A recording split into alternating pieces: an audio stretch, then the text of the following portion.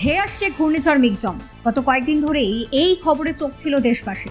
কি তার গতিবেগ, কোথায় হবে ল্যান্ডফল, ক্ষয়ক্ষতির পরিমাণই বা কি হতে পারে, এসব নিয়েই জল্পনা রীতিমতন তুঙ্গে উঠেছিল। পরিবার, পাড়ার চায়ের ঠেক, অফিস, সোশ্যাল মিডিয়া, সব জায়গায় শুধু এই মিগজম মিগজম আর মিগজম। অবশেষে মঙ্গলবার 5ই ডিসেম্বর বেলা 12:30 থেকে 2:30-এর মধ্যে অন্ধ্রপ্রদেশে আছড়ে পড়ল ঘূর্ণিঝড় মিগজম। প্রায় 3 থেকে 3.5 ঘন্টা ধরে চলে ল্যান্ডফলের প্রক্রিয়া। আছড়ে পড়ার সময় মিগজমের গতিবেগ ছিল ঘন্টায় 110 কিলোমিটার। এই ঘূর্ণিঝড়ের ল্যান্ডফল প্রক্রিয়া শেষ হতেই কমে যায় ঝড়ের গতিবেগ, তবে এরপর থেকেই শক্তি কমিয়ে সেটি গভীর নিম্নচাপে পরিণত হয়েছে। আর এই নিম্নচাপের ফলেই ভারতের উপকূলের রাজ্যগুলিতে শুরু হয়ে গিয়েছে বৃষ্টি। ইতিমধ্যেই অন্ধ্রপ্রদেশ, তামিলনাড়ু, চেন্নাই ছাড়াও বৃষ্টি শুরু হয়েছে ওড়িশাতেও। এবার এই মিগজমের প্রভাবে বাংলার উপকূল এলাকাগুলি এবং দক্ষিণবঙ্গের বেশ কয়েকটি জেলাতেও শুরু হচ্ছে বৃষ্টি। যদিও আবহাওয়া দপ্তর আগেই জানিয়েছিল যে প্রত্যক্ষভাবে বাংলায় ঘূর্ণিঝড় মিগজমের কোনো প্রভাব পড়বে না, কিন্তু 6 তারিখ এবং 7 তারিখ এই দুটো দিন দক্ষিণবঙ্গে বিক্ষিপ্তভাবে বৃষ্টি হবে, আর সেই মতোই কিন্তু বৃষ্টি শুরু হয়েছে। সব মিলিয়ে যেটা জানা যাচ্ছে যে এই মুহূর্তে এই মিগজমের জন্য যথেষ্টই বলা যেতে পারে যে অবস্থা খারাপ চেন্নাইয়ে রীতিমতন ধ্বংসলীলা চালিয়েছে এই মিগজম। অন্যদিকে এই মিগজম যখন থেকে তৈরি হচ্ছিল, অর্থাৎ সিস্টেমটি যখন থেকে তৈরি হচ্ছিল, তখন থেকেই একটাই প্রশ্ন বাংলার মানুষের মাথায় ঘুরপাক খাচ্ছিল যে বাংলায় কি মিগজমের কোনো প্রভাব পড়বে। শুরু থেকেই আবহাওয়া দপ্তর বলে এসেছে যে না, বাংলায় মিগজমের সেরমভাবে কোনো প্রভাব পড়বে না। তবে এই মিগজমের জন্য আপাতত শীত এক্সপ্রেস কিছুটা থমকে যাবে এবং একই সঙ্গে 6 তারিখ ও 7 তারিখ ডিসেম্বরে দক্ষিণবঙ্গের একাধিক জায়গায় বিক্ষিপ্ত বৃষ্টি হবে।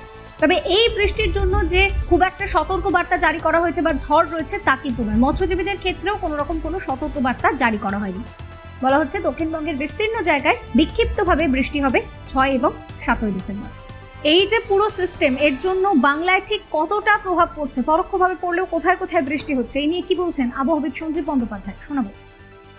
আমাদের রাজ্যে যদিও এর কোনো ডাইরেক্ট প্রভাব নেই যেটা আমরা বলছি, কিন্তু এই 5, 6, 7, 3 দিন আমরা বৃষ্টির পূর্বাভাস দিয়েছি। তার মধ্যে আজকে 5 তারিখ একটু কম, মূলত হালকা বৃষ্টি। 6 এবং 7 এই দুদিন আমাদের রাজ্যে বিশেষ করে দক্ষিণবঙ্গের জেলাগুলোতে বেশ কিছু জায়গায় হালকা থেকে মাঝারি বৃষ্টির সম্ভাবনা থাকছে। বাকি কোনো ওয়ার্নিং কিন্তু এই মুহূর্তে এই সিস্টেমের জন্য আমাদের রাজ্যের উপরে নেই। যথারীতি দেখবেন, যেটা আমরা বলেছিলাম, যত এগিয়ে আসবে উত্তর দিকে যত মুভমেন্ট হবে আমাদের এখানে ক্লাউডিনেস বাড়বে বা মেঘলা বাড়বে। অলরেডি কিন্তু সকাল থেকে আকাশ মেঘলা, ফলে ম্যাক্সিমাম যেটা হচ্ছে সেটা কমছে, 28-এ নেমে এসছে।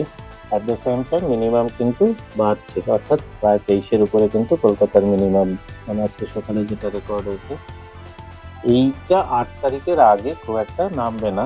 7 তারিখের পর থেকে আশা করা যাচ্ছে আবার একটু নর্থ ওয়েস্টার্লি উইন্ড আসবে।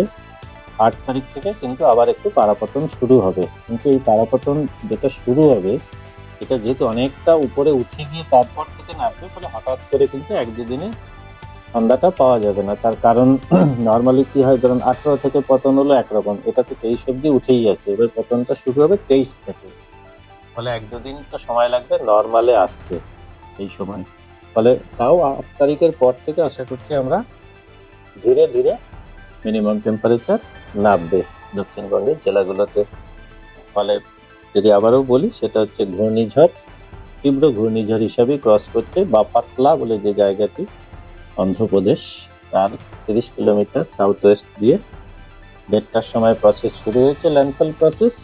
মোটামুটি 3 থেকে 3.5 ঘন্টা লাগে যাচ্ছে। আশা করি লেটেস্ট পরের বুলেটিনেই হয়তো আমরা জানাবো যে এক্স্যাক্ট কতটা সময় ক্রস করলো, কোন পিরিয়ডটায় ক্রস করার সময় যে স্পিড 100 থেকে 100 ম্যাক্সিমাম 110 গাস্টিং। আমাদের রাজ্যে ডাইরেক্ট কোনো প্রভাব নেই। আজকে হালকা বৃষ্টি, 6-7 হালকা থেকে মাঝারি বৃষ্টির, আর কোথাও কোনো ওয়ার্নিং বা সতর্কতা নেই। 8 তারিখের পর থেকে গ্র্যাজুয়ালি রাতের তাপমাত্রা কমবে। মৌসুম ভবন সূত্রে খবর, ল্যান্ডফলের পর ক্ষমতা কমিয়ে ঘূর্ণিঝড় মিগজম গভীর নিম্নচাপে পরিণত হয়েছে।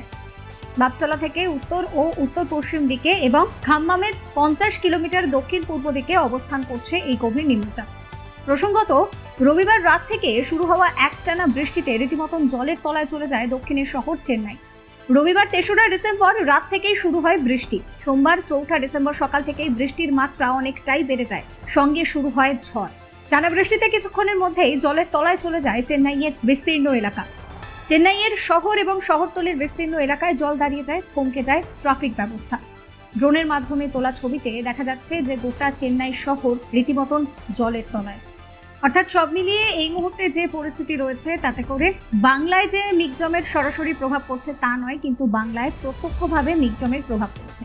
আর এই প্রত্যক্ষ প্রভাবের জন্যই দক্ষিণবঙ্গ জুড়ে এই দুটো দিন অর্থাৎ 7 তারিখ পর্যন্ত বিক্ষিপ্ত বৃষ্টির সম্ভাবনা রয়েছে। তবে আবহাওয়া দপ্তরের তরফ থেকে যে বিষয়টা জানানো হচ্ছে যে 9 তারিখ থেকে কিন্তু আবারও আবহাওয়ায় পরিবর্তন আসবে। তবে জাঁকিয়ে শীত কবে আসবে তা এখনো বলা যাচ্ছে না, কারণ এই সিস্টেমের এফেক্ট কেটে যাওয়ার পর তারপর ধীরে ধীরে কিন্তু সময় লাগবে তাপমাত্রা পাল্টাতে।